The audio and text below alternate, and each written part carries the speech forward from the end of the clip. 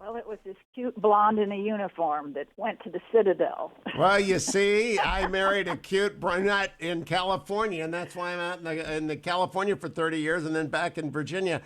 Congresswoman, thank you for joining me. I just added Clarksburg, big signal in Clarksburg. So I was looking over the delegation, and I see you're on Ways and Means, and so I want to ask you a question about what the Democrats are trying to do with a child tax credit.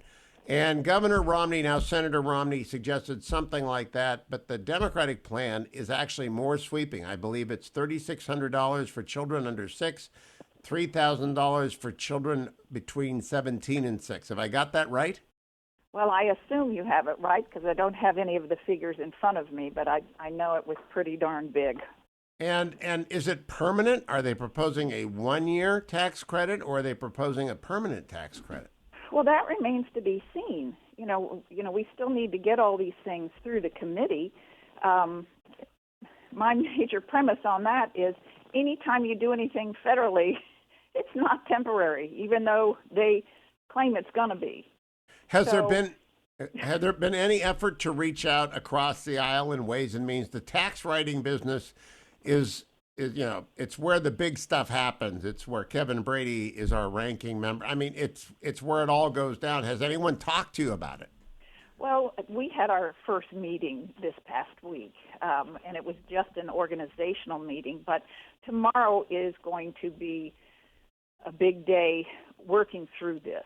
And so, yes, I've had communication from my ranking member, and the discussions are just now open. So we just did $10 billion in child care, so it'll be interesting to see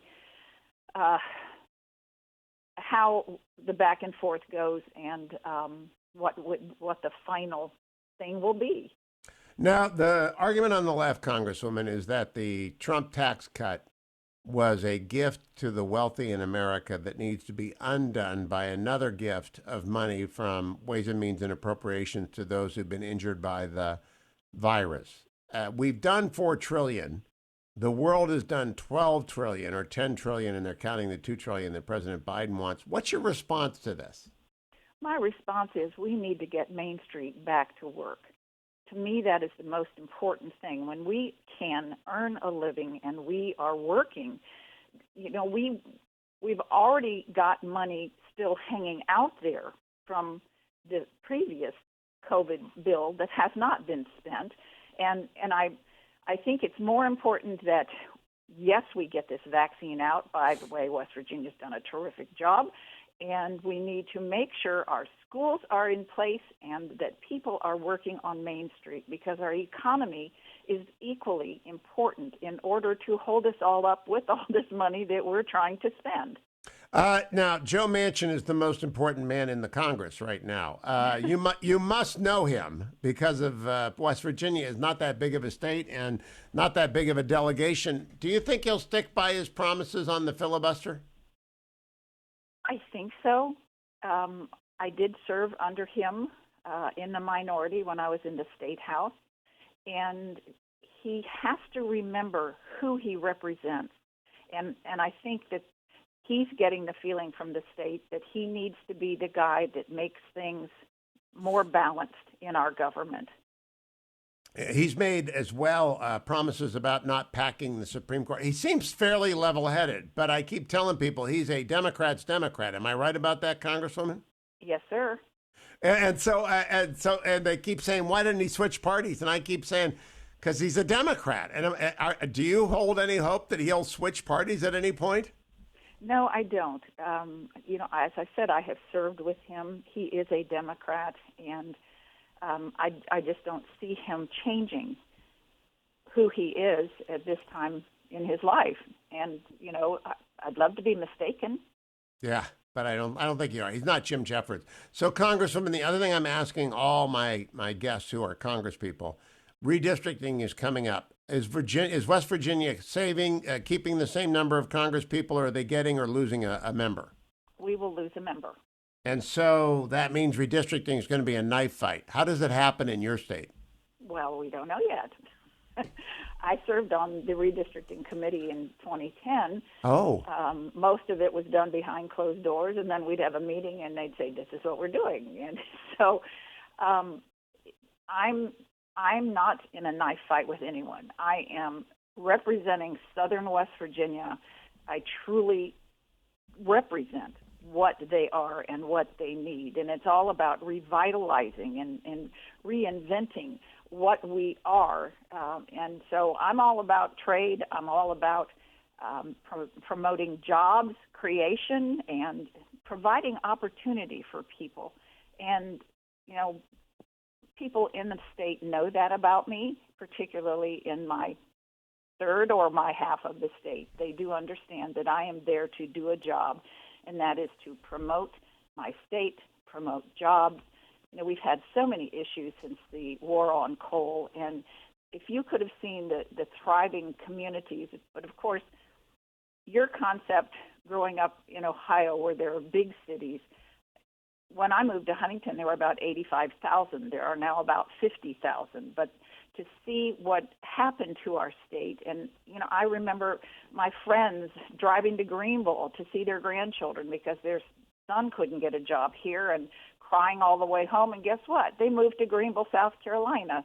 And so my job is to provide as much opportunity as I can because West Virginia is a wonderful place, and we have gorgeous mountains and rivers and people that want to work hard, and it's like the Keystone Pipeline. How do you cut people off at the knees and then say, "Oops, you can't make your house payment because we're not going to do that anymore"?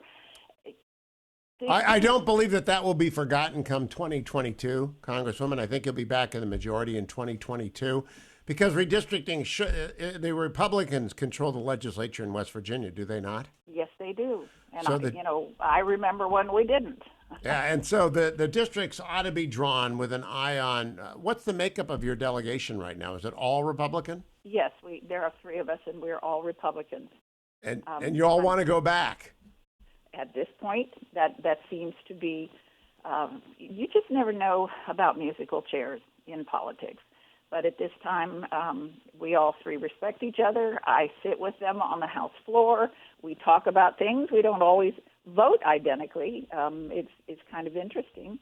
But I'm looking forward to whatever comes in the future. You are on Ways and Means, though. And I point out to people there are three big committees, Finance, Approps, and Ways and Means. And so you're on Ways and Means. I hope that you can get the attention of your friends across the aisle on that committee because, boy, oh boy, they don't need to do any rollbacks of that which created growth up until the arrival of the virus. And there was growth.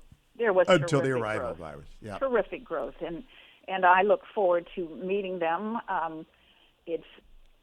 The important thing, I have served in the minority before. I did for 8 years in the State House. And what you do is you meet people, you form relationships, you find what you have in common, and you work from that premise. And so, I look forward to finding those things that we realize make America tick. And, as you say, our economy was just leaping forward. We were in a great position before this virus happened. So, Congresswoman, last question. Why did West Virginia get it right on the rollout of the vaccine? What did they do that the other states have, like I'm in California today, it's not going to be the poster child for vaccine distribution ever? We had a wonderful kind of triumvirate of we had General Hoyer working, the governor worked, we had our health departments, all of them. We had Dr. Clay Marsh. It was funny because it's not funny, but just interesting when this first started and our office kept reaching out. Can we help you with so-and-so? Nope, got that covered. Can we help you do this? Got that covered. You all know about Battelle in Columbus? Got that covered. They were proactive. They worked hard. That is part of the benefit of being a smaller state is we all know each other, and they pushed all the right buttons. I read in the paper this morning that they're going to be working with Walgreens to get the next tranche out, but it's working. And, well, I hope that spreads to all the other states.